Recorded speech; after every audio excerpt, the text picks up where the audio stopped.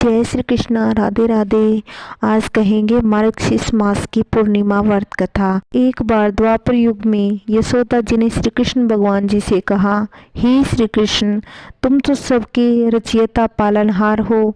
आज कोई ऐसा उपाय बताओ जिसके स्त्रियों को सुख और सौभाग्य की प्राप्ति हो, उनकी सभी मनोकामनाएं पूर्ण हो। तब श्री कृष्ण कहने लगे, हे माते, मैं आपको एक उपाय विस्तार पूर्वक बताता हूँ।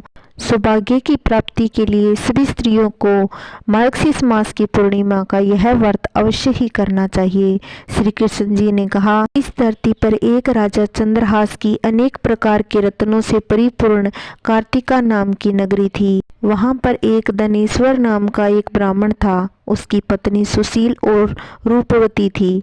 दोनों ही इस नगरी में प्रेम से रहा करते थे। घर में धन धान्य की कोई कमी नहीं थी। उन्हें केवल एक ही दुख था कि उनके कोई संतान नहीं थी। इस कारण वे दोनों हमेशा ही दुखी रहा करते थे। एक समय एक तपस्वी उस नगरी में आया और उस तपस्वी उस ब्राह्मण के घर को छोड़कर अन्य घरों से भिक्षा लेकर भोजन किया करता था। एक दिन हमेशा की तरह वह तपस्वी भिक्षा में मिले हुए अन्न प्रेम से खा रहा था। उस ब्राह्मण ने यह सब काम देख लिया। धनेश्वर उस तपस्वी के पास आया और हाथ जोड़कर कहने लगा, आप सभी के घरों में भिक्षा लेते हैं, परंतु मेरे घर से भिक्षा क्यों नहीं लेते? इसका क्या कारण है? तब योगी महाराज ने कहा, निसंतान के घरों की भिक्षा लेना पाप के समान होती है, यानी पतितों के समान होती है। इसलिए पतितों के भय से तुम्हारे घर में भिक्षा नहीं लेता। ब्राह्मण ने ये बातें सुनकर बहुत दुखी हुआ। धनेश्वर योगी के पैरों में पड़कर हाथ जोड़कर बोला, आप ऐसा है तो आप पुत्र प्राप्ति का उपाय बताइए। आप तो सर्वव्यापी हैं। मैं संतान न होने के कारण बहुत दुखी हूँ। कृपया मेरे इस दुख को दूर कीजिए। तब महाराज कहने लगे कि हे ब्राह्मण, तुम देवी चंडी की आराधना करो। तब ब्राह्मण घर आकर अपनी पत्नी को सारा वृत्तांत सुनाया और तपस्या करने खुद वन में चला गया।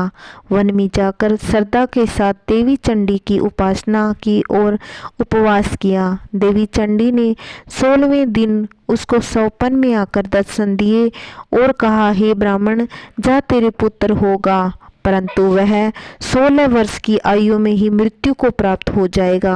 अगर तुम दोनों पति पत्नी मिलकर अघन मास की पूर्णिमा सहित 32 पूर्णिमा व्रत नियम विधि से करोगे तो तुम्हारा पुत्र दीर्घायु होगा। प्रातःकाल होने पर इसी स्थान पर तुम्हें आम का एक वृक्ष दिखाई देगा। उस पर चढ़कर एक फल तोड़कर अपने घर को चले जाना और अपनी पत्नी को वह फल खिला देना। वह सुबह निर्वित हो स्नान आदि कर भगवान की पूजा कर वह खा लेगी। भगवान की कृपा से उसे गर्भ ठहर जाएगा। जब वह ब्राह्मण सुबह उठा तो वहां पर एक वृक्ष लगा हुआ था। वह ब्राह्मण उस पर वृक्ष पर चढ़कर एक फल तोड़कर अपने घर को चल दिया और घर जाकर वह फल अपनी पत्नी को दे दिया। पत्नी ने पति के कहे अनुसार वह फल खा लिया। वह गर्भवती हो गई। देखते ही देखते देवी चंडी की कृपा से उसे 9वें महीने सुंदर पुत्र प्राप्त हुआ। उसका नाम उन्होंने देवीदास रखा। धीरे धीरे बालक बड़ा हुआ। वह बालक बहुत ही सुंदर और सुशील था। देवी चंडी के कहे अनुसार उन्होंने अघन मास की पूर्णिमा का व्रत 32 व्रत किया, जिससे उसके बेटे की आयु बढ़ जाए। पूर्णिमा व्रत के प्रभाव से ब्राह्मण और ब्राह्मणी के बेटे को कुछ भी नहीं हुआ। वो विवाह के योग्य हो गया। उसका विवाह कर दिया। वह अपनी पत्नी के साथ अघन मास की पूर्णिमा का व्रत रखने लगा।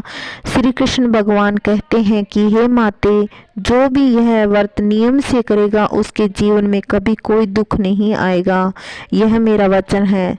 जय श्री कृष्ण, राधे राधे। अगर मेरी कहानी आपको पसंद आती हो तो प्लीज़ सब्सक्राइब ज़रूर करना और लाइक करना और कमेंट करके बताना कहानी कैसी लगी।